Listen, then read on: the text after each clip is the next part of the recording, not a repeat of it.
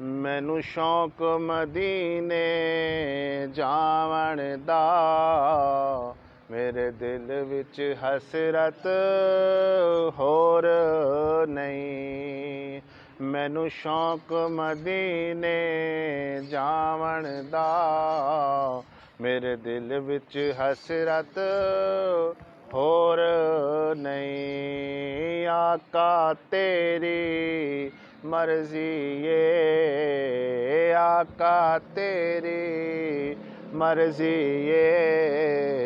ساڈا تے کوئی زور نہیں اور میری عقل بھی نہیں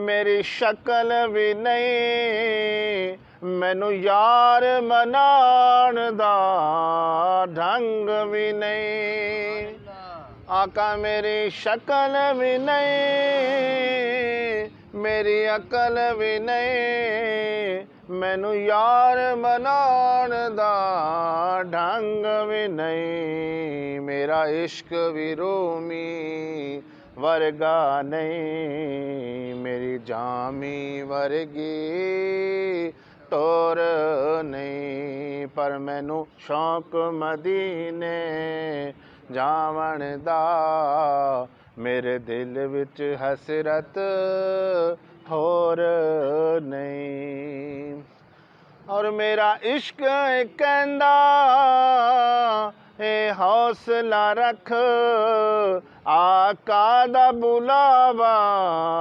آوے گا میرا عشق کہندا اے حوصلہ رکھ آقا دا بلاوا آوے گا پر کی کریے بے صبری دا پر کی کریے بے صبری دا میرے دل وچ جان دا چور نہیں مینوں شوق مدینے جاون دا میرے دل وچ حسرت ہور نہیں راکاں تیرے ناں دے تذکرے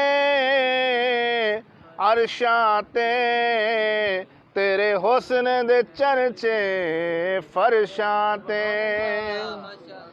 تیرے ناں دے تذکرے عرشاں تے تیرے حسن دے چرچے فرشاں تے کوئی تھاں نہیں ایسی جس تھاں تے کوئی تھاں نہیں ایسی جس تھاں تے تیرے عشق دا کا شور نہیں مینوں شوق مدینے جاون دا میرے دل وچ حسرت ہور نہیں آقا تیری مرضی ساڈا تے کوئی زور نہیں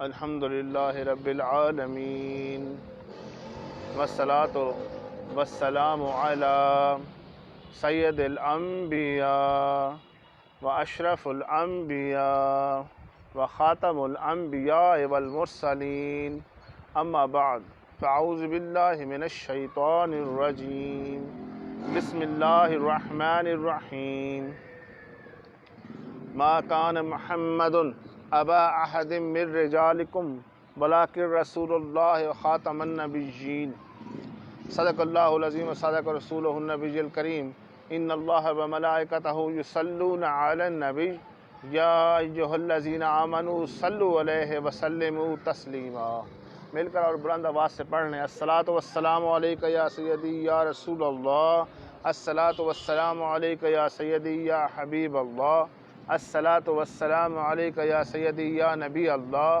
وعلی آلک واصحابک یا سیدی یا نور اللہ اللہ تبارک و تعالیٰ قرآن مجید فرقان حمید میں ارشاد فرماتا ہے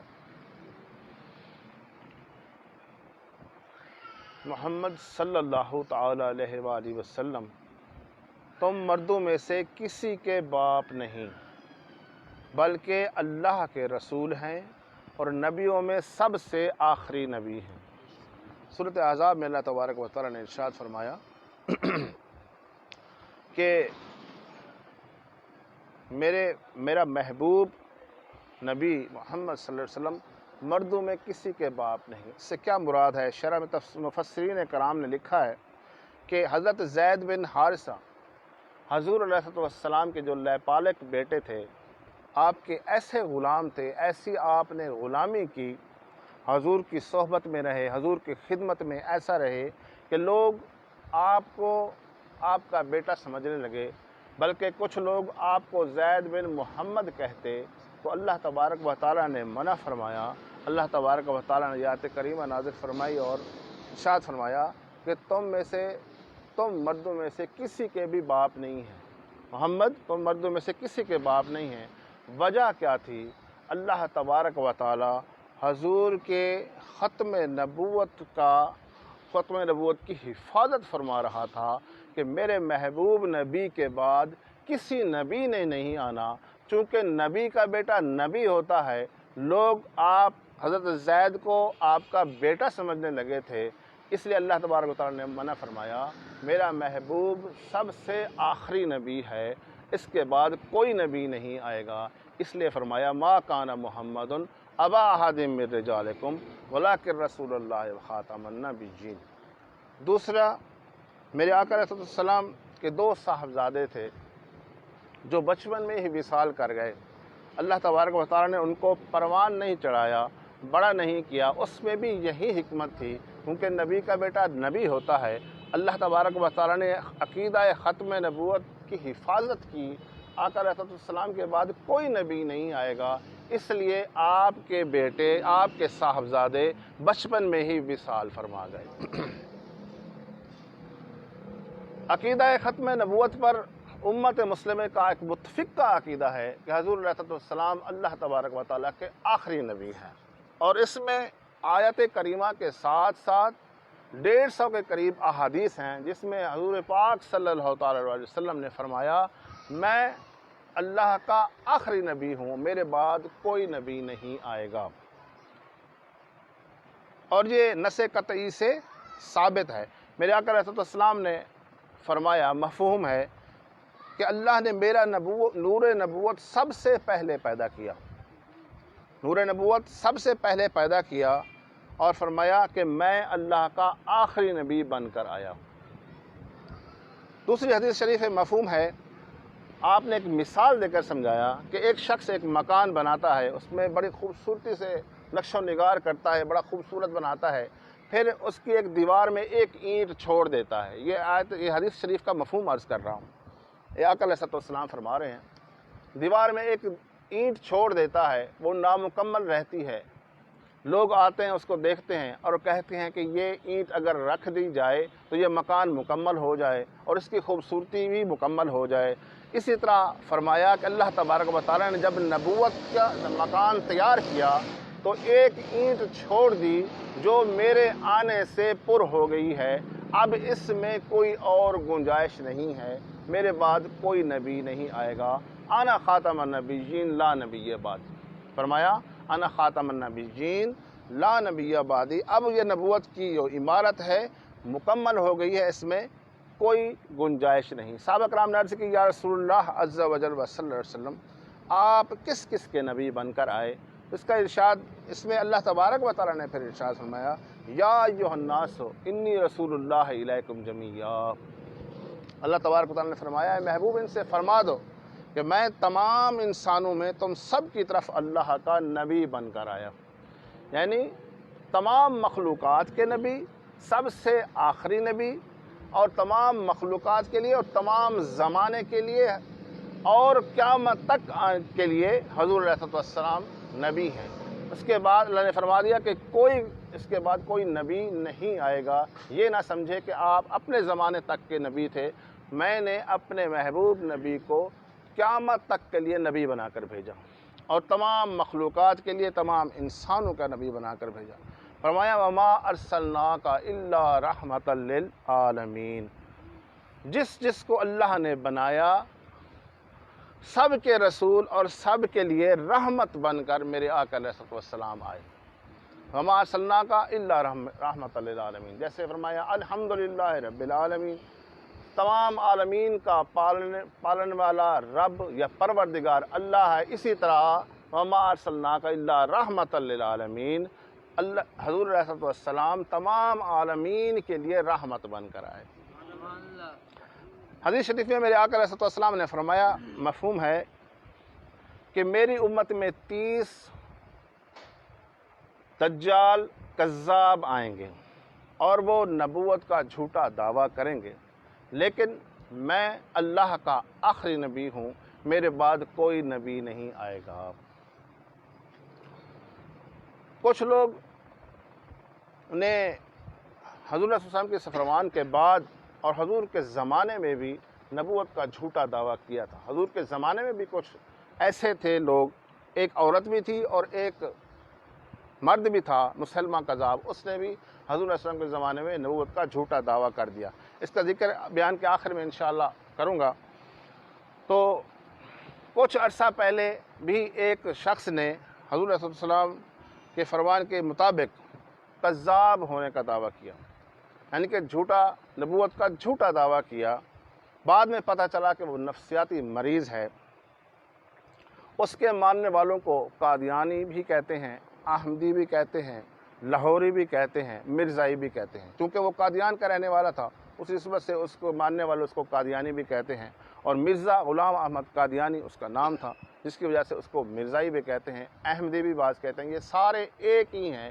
یہ نبوت کا جھوٹا دعویٰ کرنے والا تھا۔ پہلے اس نے اپنے آپ کو محدث کہا، پھر مجدد کہا، پھر جب اس کے لوگ، کیونکہ اس کی پشت پناہی انگریز کر رہے تھے، جب حکومتیں کسی چیز کی پشت پناہی کرتی ہیں تو وہ منظم انداز میں چلتا ہے وہ کام۔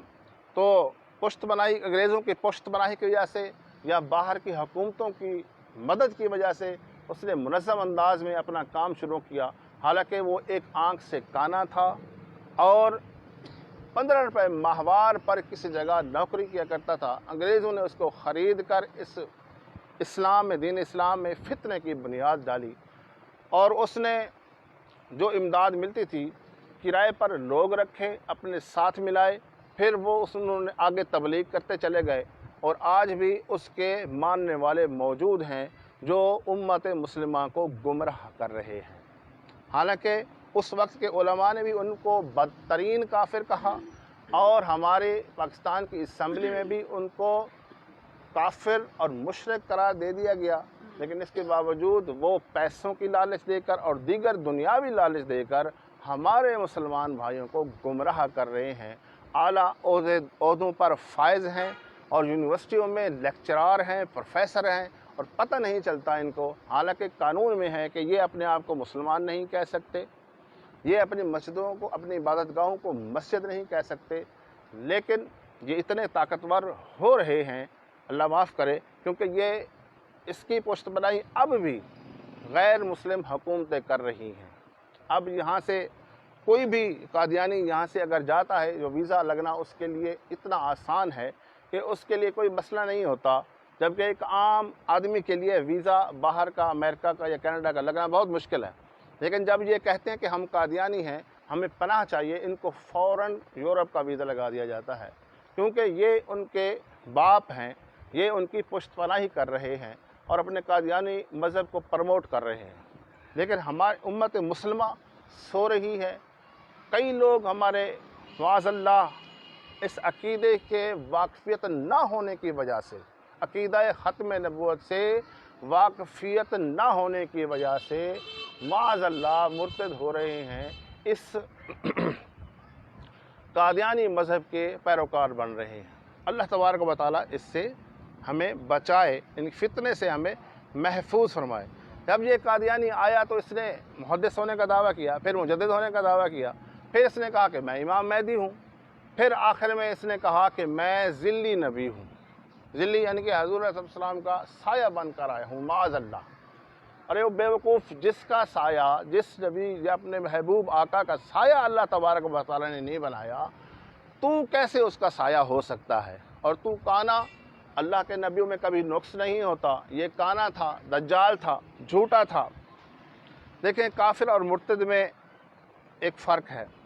کافر یہودی ہو، عیسائی ہو، سکھ ہوں یا یہ ہندو ہوں، ان کو ہم کافر کہتے ہیں۔ یہ اپنے اپنے مذہب پر چل رہے ہیں، ان پر ہم سختی نہیں کرتے، دین ہمیں سختی کا حکم نہیں دیتا۔ لیکن مرتد وہ ہے جو اپنے آپ کو مسلمان بھی کہے، جو اسلام کا وہ فالورز بھی ہو، اپنے آپ کو کہے، قرآن کو ماننے والا بھی ہو، نبی کو ماننے والا بھی ہو، پھر دین میں ایک ایسا رخ نہ ڈالے کہ دین میں فتنہ پیدا ہو جائے، اس کو کہتے ہیں مرتد۔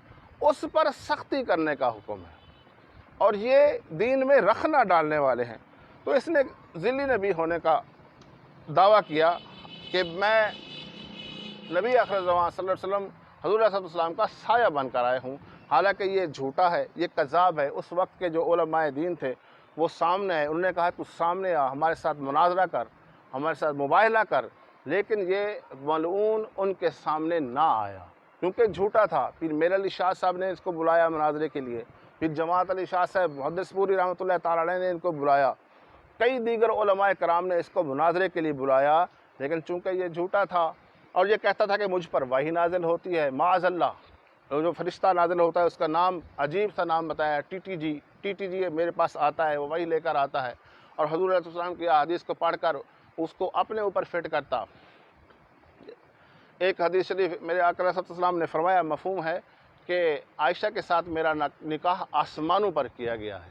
اس نے جب یہ حدیث پڑھی رات کو تو صبح اٹھ کر اس نے شور مچا دیا کہ میرا نکاح، اس وقت ایک عورت تھی محمدی بیگم، اس کے ساتھ میرا نکاح آسمانوں پر کر دیا گیا ہے۔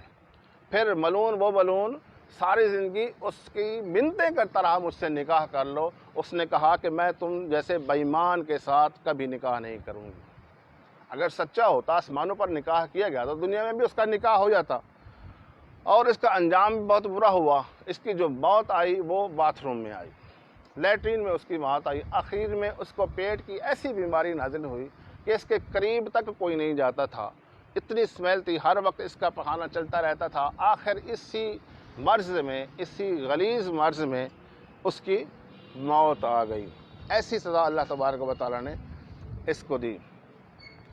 اس فتنے کی سرکوبی کے لیے پاکستان بننے سے پہلے بھی علماء نے بہت قربانیاں دی۔ کئی علماء کو جیل تک ڈالا گیا۔ حضرت عبدالستار نیازی رحمۃ اللہ تعالیٰ علیہ کو اور سید خلیل احمد صاحب کو سزائے موت تک فیصلہ سنایا گیا۔ پر ایک اور عالم تھے علامہ، کیونکہ ان کا نام نہیں یاد آ رہا، ان کو الٹا لٹکا کر نیچے دھونی لگا دی گئی۔ الٹا لٹکا کر اس فتنے کی سرکوبی کے لیے نکلے، ختم نبوت کی حفاظت کے لیے جب نکلے تو الٹا لٹکا کر نیچے دھونی لگا دی گئی۔ پھر ساری زندگی وہ دمے کے مریض بن کر رہے، 2 سے 3 جملے سے زیادہ نہیں کہہ سکتے تھے۔ اسی طرح پاکستان بننے کے بعد بھی علماء نے کوششیں اپنی جاری رکھیں ان کو کافر قرار دینے کی۔ اس میں سب سے سرفہرست علامہ شاہ احمد نورانی صاحب رحمۃ اللہ تعالیٰ علیہ سرفہرست تھے۔ آپ نے بہت کوشش کی اس فتنے کی سرکوبی کے لیے اور عقیدہ ختم نبوت کی حفاظت کے لیے۔ اور یاد رکھیں کہ حضرت شاہ احمد نورانی رحمۃ اللہ تعالیٰ علیہ حضرت ابوبکر صدیق رضی اللہ تعالیٰ عنہ کی اولاد میں سے ہیں، اور اعلیٰ حضرت امام احمد رضا خان بریلوی رحمۃ اللہ علیہ کے خلیفہ کے مرید ہیں، مطلب ڈائریکٹ ان سے فیض حاصل کیا اعلیٰ حضرت امام احمد رضا خان بریلوی رحمۃ اللہ علیہ سے۔ آپ دن کو اسمبلی میں کوشش کرتے اور راتوں کو آپ پورے پاکستان میں جلسے جلوس کرا کے لوگوں میں بیداری پیدا کرتے۔ اور پھر ایک دن جب وزیر اعظم نے کہا کہ صبح میں مرزا کے بیٹے کو بلاؤں گا، آپ اس کے ساتھ مناظرہ کر لیں، تو رات کے وقت آپ تھوڑے پریشان ہوئے کہ اب میں صبح کیا کروں۔ تو دل میں خیال آیا کہ جیسے بدر میں میرے آقا علیہ السلام نے رات گزاری تھی اسی طرح رات گزار، یعنی اللہ تبارک و تعالیٰ کی بارگاہ میں التجا کر مصلی پر بیٹھ گئے، ساری رات اللہ تبارک و تعالیٰ سے روتے رہے، دعا کرتے رہے۔ صبح کے وقت آپ کی قسمت جاگ اٹھی، صبح آپ کی قسمت جاگ اٹھی، دروازے پر دستک ہوئی، کچھ نادان دوست آپ کو لینے آئے کہ نورانی صاحب آ جائیں، تھوڑی سی ملاقات کرنی ہے۔ اور نورانی صاحب دیکھیں اتنی ایسی شخصیت تھی کہ آپ کا لباس بڑا عمدہ ہوتا تھا، امامہ شریف بڑا ہی عمدہ تھا، بہترین گاڑی میں سفر کرتے تھے، لیکن مکان آپ کا کرائے کا تھا۔ آپ نے کبھی دولت اکٹھی نہیں کی، دنیا کو دل میں نہیں بسایا، دنیا اکٹھی نہیں کی۔ حالانکہ اس وقت کے سیاستدان کروڑوں پتی، لکھ پتی بن چکے تھے، لیکن آپ نے دنیا جمع نہیں کی۔ لیکن جب آپ کا لباس دیکھا جاتا، پھر آپ سے پوچھا جاتا کہ آپ اتنا اچھا قیمتی لباس پہنتے ہیں، قیمتی گاڑی میں سفر کرتے ہیں، لیکن آپ کرائے کے مکان میں رہتے ہیں، آپ کے پاس اتنی رقم نہیں ہے کہ آپ ایک مکان خرید لیں۔ تو آپ فرماتے میں بھکاری بن کر نہیں جینا چاہتا، میں یہ لباس لوگوں کو دکھانے کے لیے پہنتا ہوں، لیکن میں یہ بھی نہیں چاہتا کہ لوگ مجھے بھکاری کہیں۔ لیکن اتنا پیسہ نہیں تھا کہ آپ اپنا مکان خرید سکیں۔ دوست لینے آئے، اس کو لے گئے تو ایک جگہ پہ قادیانی اکٹھے تھے، انہوں نے بریف کیس میں تقریباً 10 کروڑ روپیہ بریف کیس میں رکھ کر آپ کے پاس آئے۔ انہوں نے کہا کہ یہ بیانہ ہے نورانی صاحب، آپ اس سے عقیدہ ختم نبوت سے پیچھے ہٹ جائیں تو ہم آپ کو یہ دینے کے لیے تیار ہیں، اس سے بھی زیادہ دیں گے، ابھی یہ قبول کر لیں۔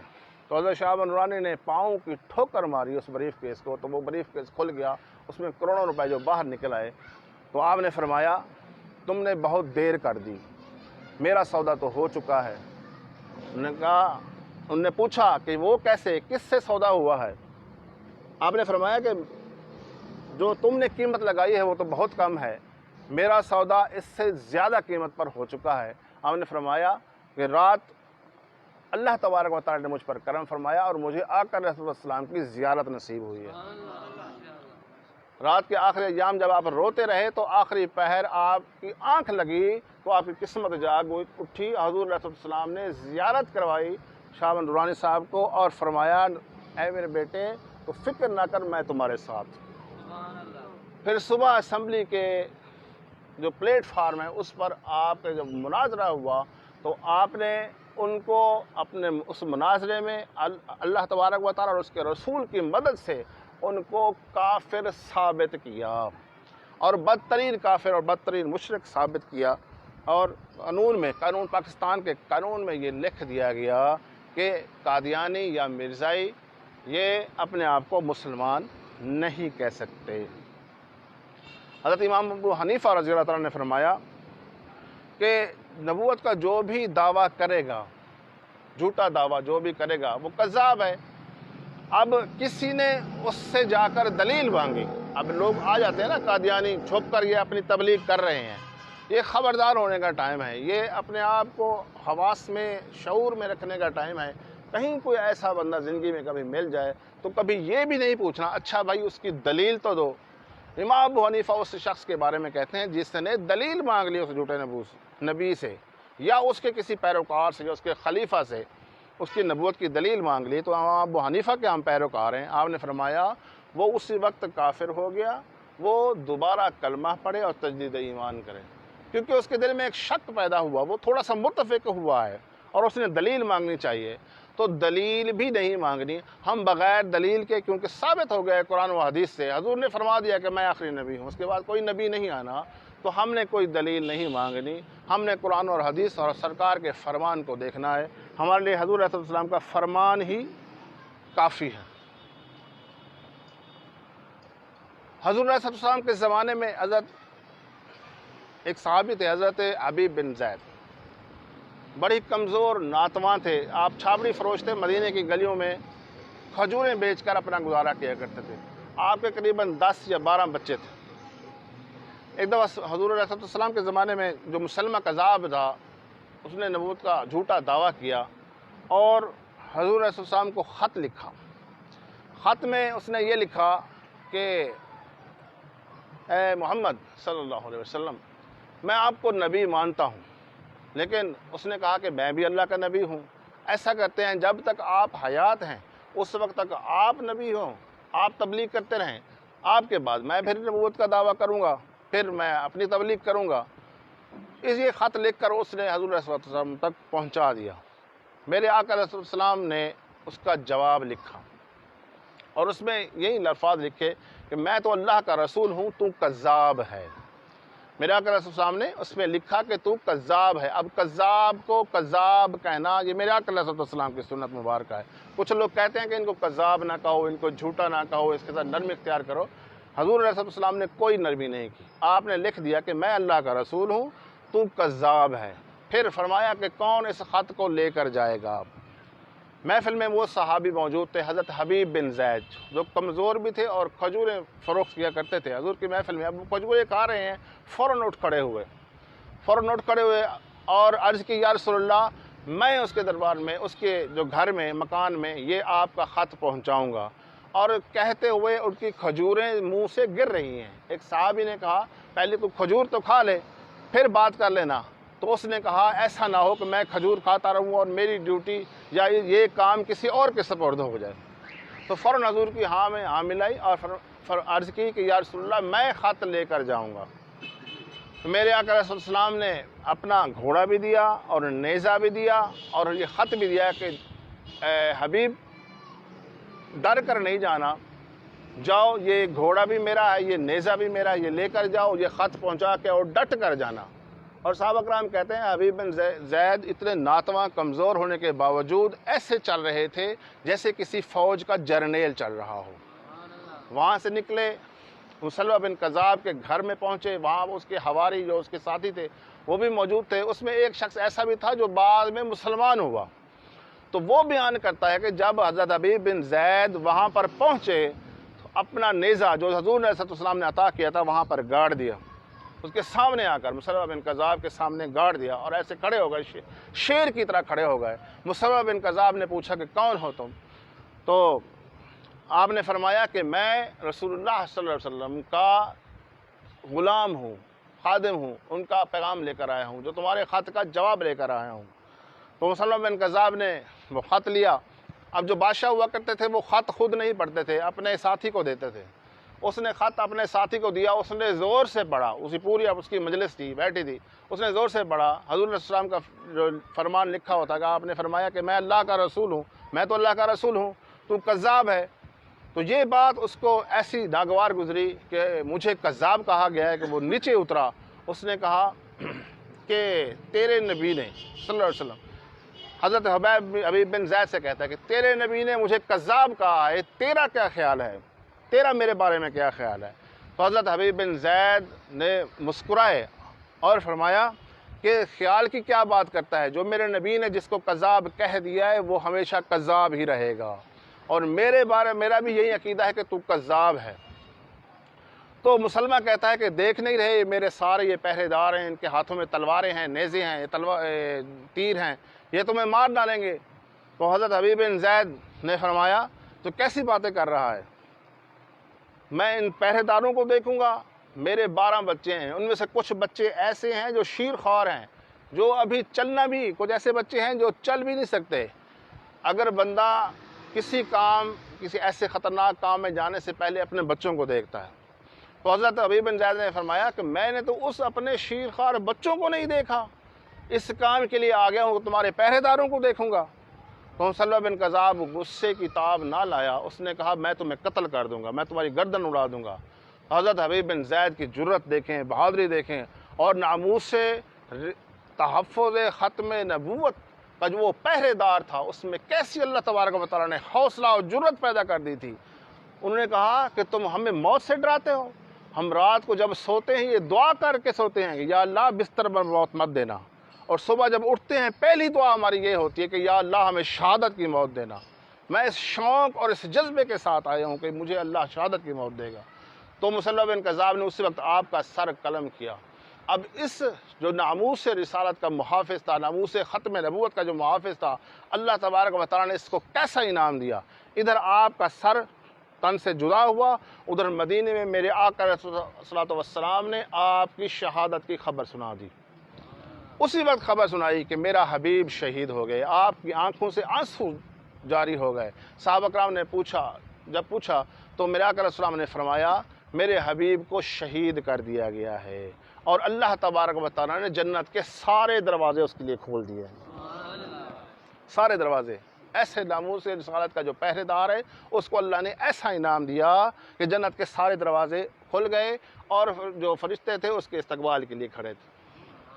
تو میرے دوستو، ہر دور میں تحفظ ختم نبوت کا جو عقیدے کی حفاظت ہوتی رہی۔ سیدنا صدیق اکبر رضی اللہ تعالیٰ عنہ نے بھی ایک دستہ اس کی سرکوبی کے لیے بھیجا، مسلمہ بن کذاب کی ایک دستہ بھیجا، جس کے جو سپہ سالار تھے وہ اکرمہ بن ابو جہل کا بیٹا اکرمہ، یہ صحابی تھے رضی اللہ تعالیٰ عنہ۔ اس کی سپہ سالاری میں اس فتنے کی سرکوبی کے لیے بھیجا کہ مسلمہ بن کذاب جو ہے نا اس کو مار کراؤ، اور اس میں حضرت وحشی بھی شامل تھے۔ یہ حضرت وحشی وہ صحابی ہیں، یہ وہ تھے جس وقت غزوہ احد ہوا اس میں انہوں نے ہندا کے کہنے پر حضور کے چچا کو قتل کیا تھا، شہید کیا تھا، نیزہ مار کر شہید کیا تھا۔ تو بعد میں مسلمان ہو گئے، حضور علیہ السلام نے معاف فرما دیا، بعد میں مسلمان ہو گئے۔ پھر ان کو یہ رنج، یہ قلق رہتا تھا کہ میں نے حضور کے چچا کو شہید کیا، یہ افسوس ہے۔ پھر دعا مانگتے ہیں کہ یا اللہ، میں نے امت کے بہترین مسلمان کو شہید کیا ہے، تو مجھ سے بدترین کافر میرے ہاتھ سے مروا تاکہ میرا کفارہ ہو جائے۔ جب مسلمہ بن کذاب کا سنا تو دل میں پھر خواہش پھر ابھری، پھر دعا کی اور اس لشکر میں شامل ہوئے، اور کہتے ہیں کہ اتفاق سے اسی لشکر میں جب پہنچا تو میرے سامنے مسلمہ بن کذاب آیا، میں نے اسے تیر مارا تو وہ نیچے گرا، تو میں نے اپنا پاؤں اس کی گردن پر رکھ دیا، اور پھر میں نے کہا کہ تو اپنے آپ کو نبی کہتا ہے؟ میں کوئی بدری صحابی نہیں ہوں، میں خلفائے راشدین میں سے نہیں ہوں، میں ایک نبی کا ادنا غلام ہوں اور تجھ پر حاوی ہو گیا ہوں۔ جبکہ میرے سچے آقا صلی اللہ علیہ وسلم جب دعا مانگتے تھے تو بدر میں ہزاروں فرشتے مدد کو پہنچ جاتے تھے، اور تو اپنا حال دیکھ، تیرا انجام کیا ہوا ہے، مجھ جیسے ادنا غلام سے تو شکست کھا گیا ہے۔ اسی وقت حضرت وحشی رضی اللہ تعالیٰ کہتے ہیں اسی وقت میں نے اس کا سر تن سے جدا کر دیا، تلوار ماری اور اس کا سر تن سے جدا کر دیا، اور اللہ نے میری یہ خواہش پوری فرما دی کہ میں نے اس امت کے جو تھا بدترین جو کافر تھا، صاحب جو کذاب ہے، جس نے وہ جھوٹا دعویٰ کیا ہے، اس کو آپ صحابہ کرام سارے بدترین کافر سمجھتے تھے، اور فرمایا کہ اس بدترین کافر کی جو موت ہے میرے ہاتھوں سے آئی، مجھے یوں لگا کہ میں نے وہ کفارہ دے دیا ہے کہ جو حضرت امیر حمزہ کو شہید کیا تھا جس کی وجہ سے۔ تو میرے دوستو، اب بھی ضرورت ہے اپنے اور اپنے بچوں کو سکھانے کی کہ حضور علیہ السلام اللہ کے آخری نبی ہیں۔ کبھی کسی زندگی کے موڑ پر کوئی آ جائے اور مرزا غلام احمد قادیانی ملعون کی کوئی آپ کے سامنے باتیں سنانے لگ جائے تو آپ نے بلا جھجک کہہ دینا ہے کہ ہم تو اللہ کے آخری نبی کے ماننے والے ہیں، ہم ان کے جو فرمان ہے وہ ہمارے لیے قرآن ہے، ہم حضور علیہ السلام کے ماننے والے ہیں، حضور کو آخری نبی مانتے ہیں۔ کوئی ذلی، کوئی نبی، کوئی محدث بلکہ لاہوری جو ان کا فرقہ ہے وہ کہتا ہے ہم نبی نہیں مانتے، ہم جی ان کو محدث مانتے ہیں، ہم ان کو مجدد مانتے ہیں۔ معاذ اللہ، تم برے کو اچھا تو کہہ رہے ہو، ایک برا ہے، ایک بدترین کافر ہے، اس کو اچھا کیوں کہہ رہے ہو، محدث کیوں مان رہے ہو؟ ایسے فتنوں سے بچنے کی کوشش کریں، ایسے لوگوں کی جو باتوں سے بچیں، اور جہاں بچے خاص طور پر یونیورسٹیوں میں جو جاتے ہیں، جو لیکچرار ہیں، پروفیسر کو ایسے لگے ہیں جو خفیہ تبلیغ بھی کرتے ہیں، اعلانیہ تبلیغ بھی کرتے ہیں، اپنے بچوں کو اس سے بچائیں اور کوشش کریں کہ ان کو دین کی تعلیم دیں تاکہ ان کو شعور ہو اور یہ فتنے کی سرکوبی ہو جائے۔ اور جب بھی ختم نبوت کی جو ریلی نکلے یا اس طرح کا جو پروگرامز ہوں اس میں بھرپور شامل ہوا کریں جائے کہ دیکھیں علماء نے اتنی قربانیاں دی، درجنوں لوگ شہید ہوئے، درجنوں علماء شہید ہوئے اس کی فتنے کی سرکوبی میں، ان قادیانوں کو کافر قرار دینے میں درجنوں علماء شہید ہوئے، جیلیں کاٹیں۔ ہمارے لیے زیادہ سے زیادہ کیا ہوتا ہے کہ ہم نے ریلی میں شریک ہونا ہوتا ہے۔ اگر ہم ریلی میں یا کسی پروگرام میں بھی ختم نبوت کے پروگرام میں شریک نہیں ہو سکتے تو ہمارا حصہ کہاں سے جائے گا؟ سرکار علیہ السلام کیسے خوش ہوں گے ہم سے؟ بھی ختم نبوت کا یہ میرا پہرے دار ہے، یہ میرا امتی، تو ہم کیسے حضور علیہ السلام راضی ہوں گے؟ کم از کم یہ تو کر سکتے ہیں کہ انفرادی طور پر اپنی مجلسوں میں اپنے دوستوں کو یہ شعور پیدا کریں کہ حضور علیہ السلام اللہ کے آخری نبی ہیں، کیونکہ ہم یہ سمجھتے ہیں کہ سب کو پتہ ہے، لیکن جو وہ تبلیغ کر کے پھیر جاتے ہیں، ہمارے بندے لے جاتے ہیں، ان کو معاذ اللہ مرتد کروا دیتے ہیں، تو وہ کس طرح جاتے ہیں کہ وہ لا علمی کی بنیاد پر جاتے ہیں، ان کو کسی نے بتایا نہیں ہوتا، اور نہ ہی ہمارے یہ ظاہری طور پر یہ ہمارے جو بیانات اس ختم نبوت پر اب ہونا شروع ہوئے ہیں۔ اب یہ بیداری، اب شعور یہ پیدا ہوا ہے، جمعہ کے خطبات میں یا میلاد کے محفلوں میں یہ شعور دیا جاتا ہے، جیسے تحریک لبیک پاکستان والے عقیدہ ختم نبوت کی حفاظت کرنے والے ہیں، تو یہ اب شعور پیدا ہو رہا ہے۔ تو اللہ تبارک و تعالیٰ سے ہم دعا کرتے ہیں کہ ہماری ایمان کو محفوظ فرمائے، ہمیں اسلام پر زندہ رکھے، اور خاتمہ بھی ہمیں سلامتی کے ساتھ ایمان لے جانے کی توفیق عطا فرمائے۔ وما علیہ الا البلاغ المبین۔